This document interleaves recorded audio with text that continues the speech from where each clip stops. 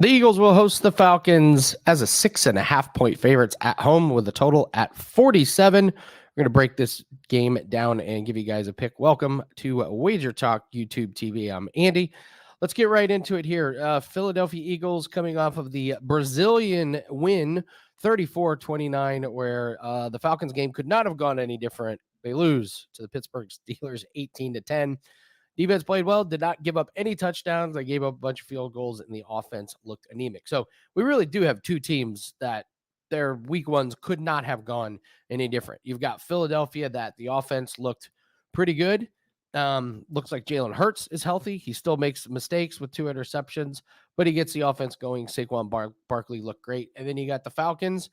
I was terrified of this Kirk Cousins thing. I don't know why we kind of gloss over some of these injuries that we do. Like Kirk Cousins, older guy coming off Achilles. Aaron Rodgers, older guy coming off his Achilles. Um, and Kirk Cousins looked like an older guy coming off of his Achilles. Like we look at his box score, and his box score 16 of 26 for 155 yards, 1 touchdown, 2 interceptions was bad. But the eye test, and there are these videos floating around on Twitter, on social media, showing his footwork and how he just doesn't play. He can't plant his feet.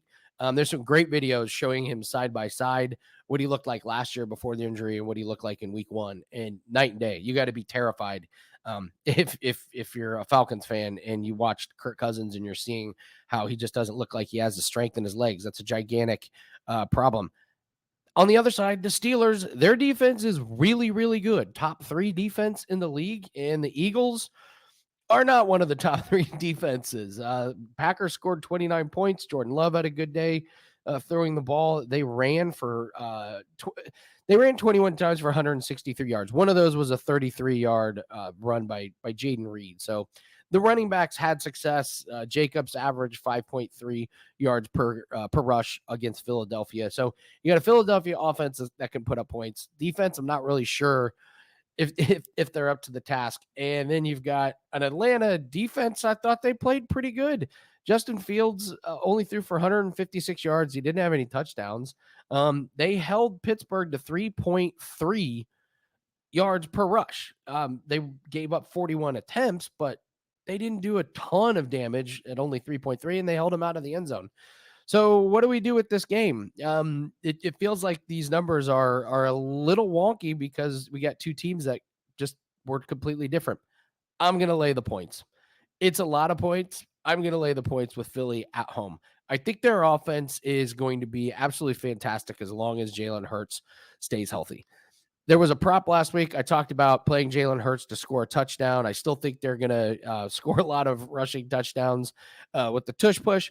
They line up for one, and then they fumble the snap. So maybe that's because Jason Kelsey's not there. I would continue playing Jalen Hurts to score a touchdown as long as it's like minus 120 or better. He did this in 9 out of the first 12 games out of the year.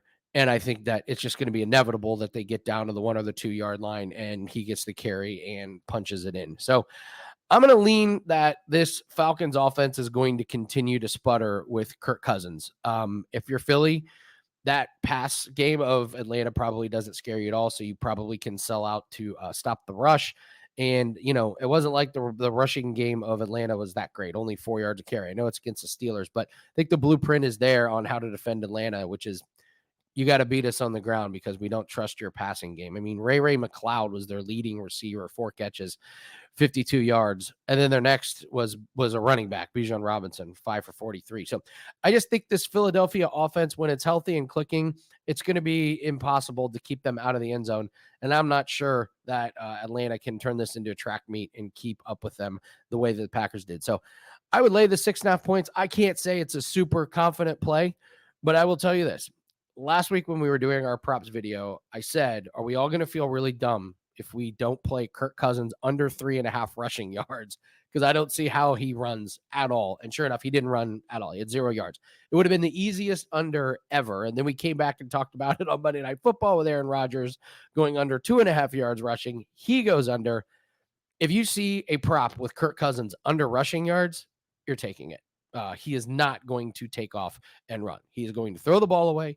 He's going to take the sack, but he is not going to try and run, even if there's a broken play. So I would, if that comes out, I would absolutely take that one. But for purposes of the spread, I just think Philly's offense is going to be too much, and I don't see the Falcons' offense being able to keep up. So lay the -6.5. If it gets to 7, then it becomes a pass. No opinion on the total. If you guys could please hit the like button and leave a comment. If you don't have a hot take about this game that you leave in the comment section, just type the word lid, L-I-D, lid. Helps the algorithm out, helps me out while you're watching this video. If you could just do me that favor, that would be great. NFL Week 2 pack is up at Wager Talk. This includes all of our plays for Week 2, starting with Thursday Night Football, going all the way through Sunday and all the way through Monday. We are up 151 units, all sports, in 2024. We were up 91 units in 2023.